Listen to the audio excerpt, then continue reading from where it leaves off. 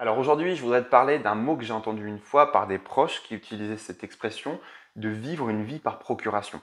Et je voudrais t'en parler parce que c'est un thème qui est très intéressant à mon avis et qui peut nous aider à devenir plus performants. Alors en fait, ce terme vient d'une chanson de Jean-Jacques Goldman qui date des années fin 80 et ça ne provient pas d'un livre de psycho, ni de philo, ni de neurologie, ni de neurosciences, ni quoi que ce soit. C'est vraiment juste un terme que j'ai récupéré d'une chanson, en fin de compte. Alors, je pense que ça valait le coup d'en faire une vidéo. Je vais t'expliquer tout ça. Alors, juste avant, je serais curieux d'avoir ton avis sur cette vidéo. Donc, n'hésite pas à me dire ce que tu en penses dans les commentaires. Merci d'avance. Voilà, on va pouvoir en parler et échanger sur le sujet. Alors, le constat avant tout sur le comportement et la vie des gens. Alors, sur un point extrêmement spécifique, je ne peux pas me permettre de faire une vidéo extrêmement ouverte non plus. Aujourd'hui, je trouve que les gens passent énormément de temps sur des activités comme Netflix, les jeux vidéo, les réseaux sociaux.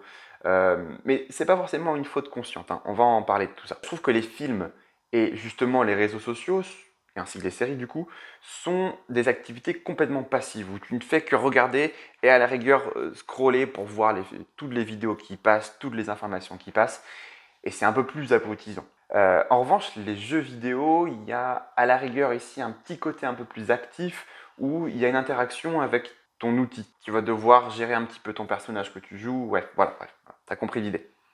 Tout ça, c'est pas forcément des activités qui sont très gratifiantes sur le long terme, mais on va y venir. Ma vision sur le pourquoi les gens passent du temps sur ces activités-là. On va prendre deux points. Dans un premier temps, la vision neuro, et dans un deuxième temps, la vision philo et un petit peu psycho aussi. D'accord. La vision neuro, elle est très simple. Pour moi, c'est lié à la gratification immédiate. C'est le fait d'aller chercher un plaisir avec le moindre effort. D'accord. C'est quelque chose qui va te gratifier avec de la dopamine. Donc du coup, ces neurotransmetteurs qui vont te donner cette petite sensation de plaisir.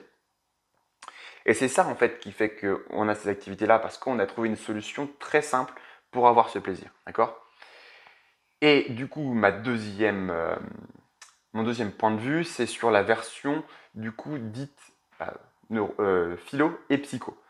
En fait, je soupçonne beaucoup les gens de vouloir vivre une vie qui n'est pas réellement la leur. On cherche à s'évader du quotidien parce qu'on vit une vie compliquée. Notre propre vie n'est pas si heureuse qu'on le pense. Parce que je suis aussi persuadé d'une chose, c'est que on pense être heureux, mais on ne l'est pas sincèrement ni profondément.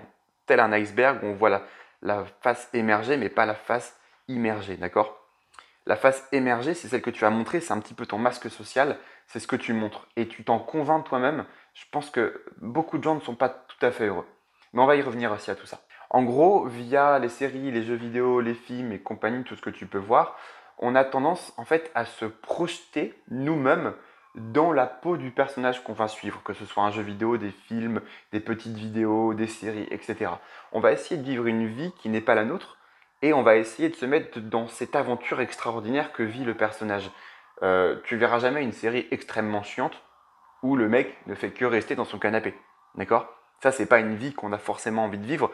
Donc c'est pour ça en fait qu'on cherche à vivre cette vie par procuration, c'est pour sortir de notre quotidien et vivre indirectement des expériences qu'on ne peut nous pas vivre, mais que du coup notre personnage qu'on suit va vivre. Voilà.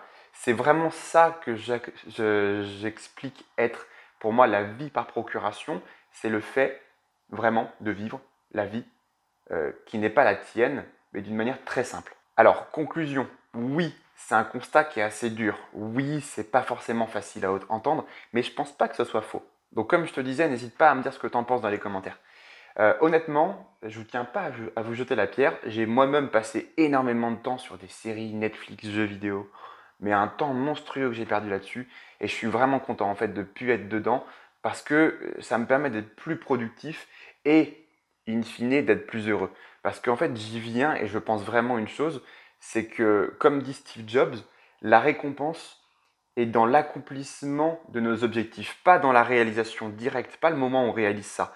Steve Jobs disait en anglais, en gros, The journey is the reward. Ça veut dire en gros que le voyage vers l'accomplissement de ton but est vraiment là où tu trouves ton bonheur. Et donc, du coup, le point le plus important de cette vidéo, c'est trouve-toi des projets à accomplir. Et c'est de cette manière-là que tu seras heureux, que tu pourras sortir de ce besoin d'aller vivre une vie par procuration. D'accord ? J'espère que du coup cette vidéo t'a plu. En attendant, si tu le lances bien dans ton projet, j'ai de quoi t'aider juste en dessous. Tu as juste à cliquer sur le lien. Je te donne 9 techniques de productivité et d'organisation pour que tu puisses être beaucoup plus efficace au quotidien et donc plus performant. Voilà, tu as juste à rentrer ton email, je t'envoie tout ça. À bientôt, salut!